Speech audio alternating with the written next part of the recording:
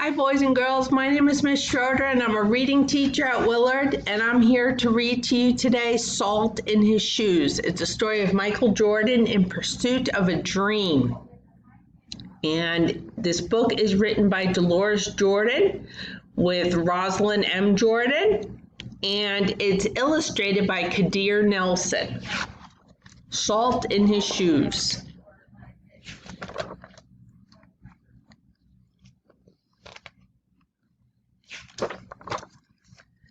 Michael loved to play basketball. Every Saturday he followed his older brothers, Larry and Ronnie, to the park, hoping they would let him play.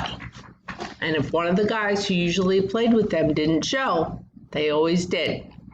But there was one problem. His name was Mark, and he was the tallest boy on the court.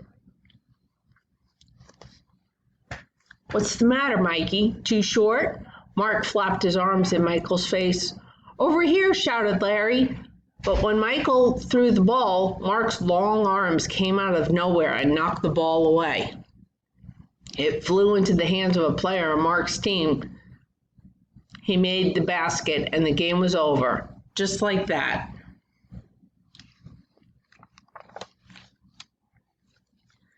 "I'm really sorry, guys. If I were taller, that wouldn't have happened."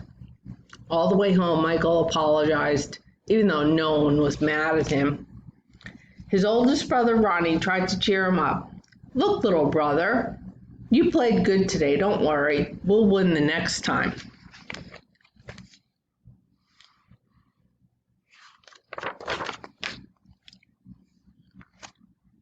When they got home, Michael went into the kitchen where Mama was cooking dinner. He was still disappointed, and she could tell. "You guys lost again today, huh?" Michael nodded. He sat quietly for a minute, then said, "Mama, how can I grow taller?" Now, Mama knew the answer to a lot of questions, but this was a tough one. She thought for a moment as she sprinkled salt and pepper on the chicken she was making for dinner. Then she smiled, looked at Michael, and said, "Salt." "Salt?" Michael looked at his mama. "Salt in your shoes. We'll put salt in your shoes and say a prayer every night. Before you know it, you'll be taller," she replied. "Salt in my shoes?" Michael said quietly to himself. Surely Mama was teasing. He sat staring out of the window, trying to figure out how salt was going to help him grow. He noticed the rose bushes outside in Mama's garden. They had grown high along the fence, and roses of all colors were blooming on the vines. He thought to himself, "I remember when Mama first planted those bushes." Michael's face lit up. If Mama knows how to make those rose bushes grow taller, then maybe she's right. Maybe salt in my shoes really will help me grow.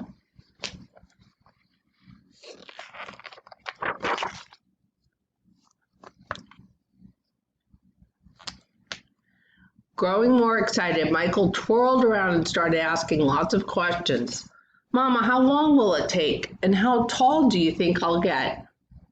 Smiling, Mama sat down next to him and explained, "In order for this to work, the most important things you have to do are be patient and listen to what I tell you, and say your prayers every night." Listening carefully, Michael shook his head.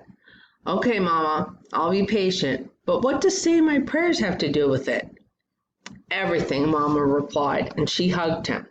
"Now go wash up and tell your brothers and sisters to get ready for dinner." Michael dashed out of the kitchen, almost knocking over his father, who was walking in. "What's he up to now?" asked Daddy. "Oh, the usual," laughed Mama, "chasing a dream."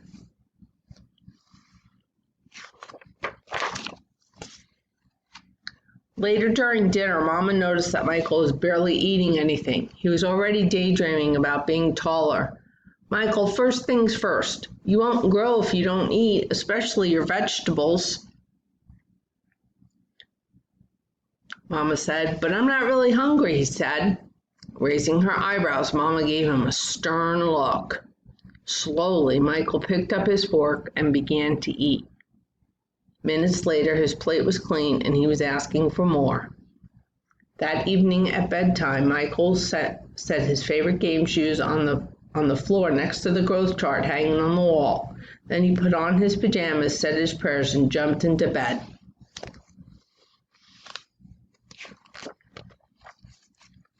When Mama came in, Michael was fast asleep. By the look on his face, she could tell he was already playing basketball in his dreams. Standing by his bed, Mama sprinkled salt in his shoes. Then she prayed quietly over him as she did all her children.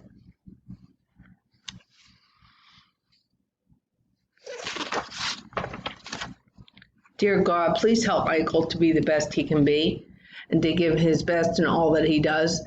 And Lord, could you please make him just a little bit taller tomorrow than he is today? Thank you. Amen. After that night, Michael wore his favorite game shoes everywhere he went, even to church. And he stopped going to the park with his brothers on Saturdays. Instead, he stayed home and practiced.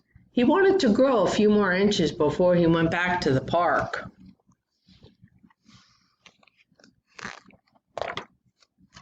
After 2 months of practicing and waiting patiently and praying, Michael stood next to the growth chart on his wall. Nothing. He hadn't grown an inch. He was disappointed, but he did not stop believing.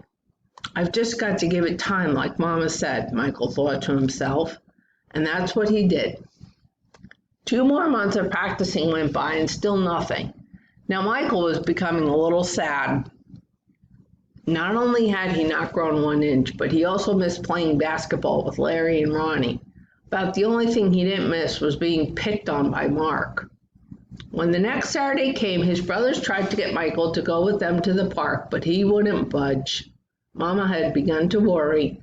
When she saw Michael sitting alone on the steps, she said to Daddy, "Maybe you should go out and talk to him."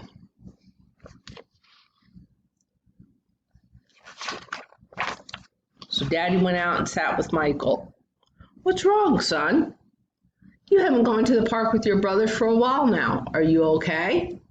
Michael didn't say anything at first. Then he looked at Daddy and said, "I thought I would at least be a few inches taller by now. I did everything Mama told me to do, but nothing's happened." "Michael, why do you want to be taller?" Daddy asked.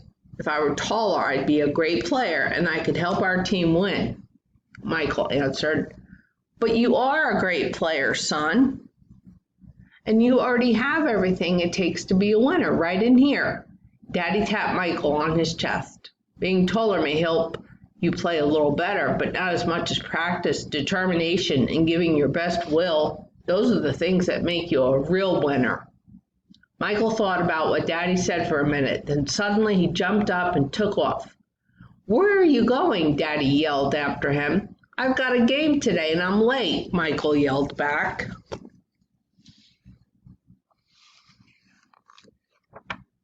When Michael reached the park, the game had started. He sat on the bench hoping he would get a chance to play, and he did. The game was almost over and the score was tied when John, one of the guys on Michael's team, fell and hurt himself. Here was Michael's chance. Michael joined his team in the huddle as they gathered on the sideline for a timeout. "Okay, the game is tied. All we need is 1 point. Who wants to take the shot?" Ronnie asked. He looked in Michael's direction. Feeling more confident than ever, Michael said, "I'll do it."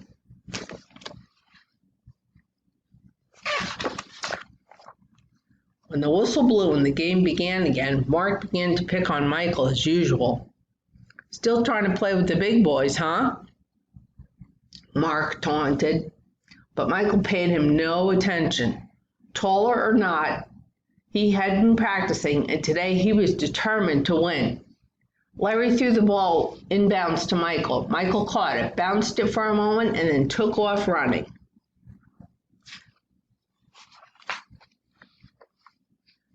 As he approached Mark, Michael shifted to his right. Mark followed, but while he was still shifting, Michael spun to his left. He stepped behind Mark and shot. The ball arced far above his opponent's hands and fell silently through the hoop. 2 points! The game was over. Michael's team had won.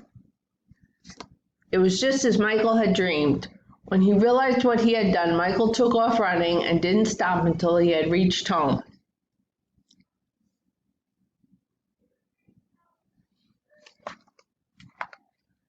Bursting through the door, he shouted, "I did it, Daddy! I did it! I shot right over the tall guy's head and we won the game."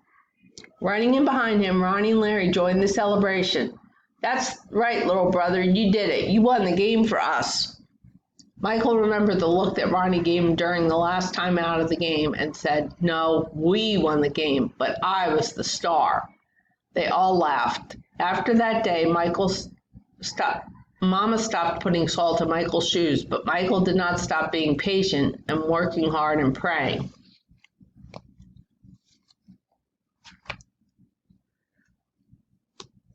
So that must be what made Michael grow to be a 6 foot 6 inch tall basketball superstar. And just as a little side note, the people who wrote this book are Michael Jordan's mom. Dolores Jordan is Michael Jordan's mother, and his sister. And so they both wrote that book. The end. I hope you enjoyed it, and I hope you have very sweet dreams tonight as you go off to bed. Okay? And I love you guys. I'll see you again soon.